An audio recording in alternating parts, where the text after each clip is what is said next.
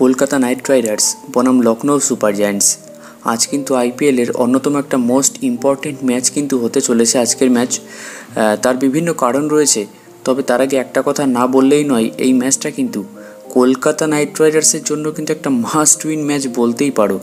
কারণ আজকের ম্যাচটা জিততে পারলেই কিন্তু পয়েন্টস টেবিলে 1 নম্বরে চলে যাবে কলকাতা নাইট রাইডার্স। সেখানে রাজস্থান আর কেকেআরের পয়েন্ট কিন্তু সমান হয়ে যাবে এবং কেকেআরের নেট রান রেট সব থেকে ভালো থাকায় কেকেআর কিন্তু 1 নম্বরে চলে যাবে। সুতরাং আজকের ম্যাচটা যে কোনো মূল্যে জিততে চাইবে কেকেআর।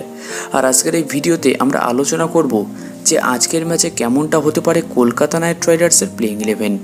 কোনো পরিবর্তন হচ্ছে নাকি হচ্ছে না, কে খেলবে না কে খেলবে না তার পরিবর্তে, মানে হর্ষিত রানা কি খেলবে, নীতিশ রানা কি খেলবে, মানে এর সব রকম আপডেট কিন্তু তোমাদের আজকের এই ভিডিওতে দেবো। তো শেষ পর্যন্ত কিন্তু অবশ্যই দেখো ভিডিওটা।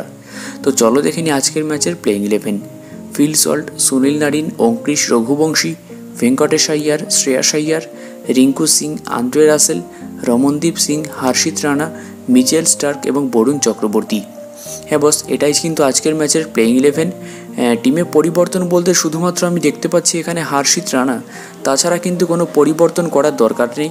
কারণ এক ম্যাচেরই কিন্তু ব্যান ছিল হর্ষিত রানার উপর, আর সে কিন্তু আজকে থেকে টোটালি অ্যাভেলেবেল, সেই জন্য তাকে আজকে অবশ্যই খেলাবে কলকাতা নাইট রাইডার্স, এতে কোনো সন্দেহই নেই।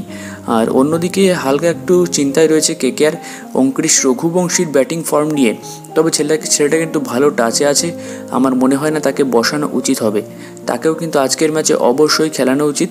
সুতরাং নীতিশ রানাকে আজকের ম্যাচে খেলানো উচিত না।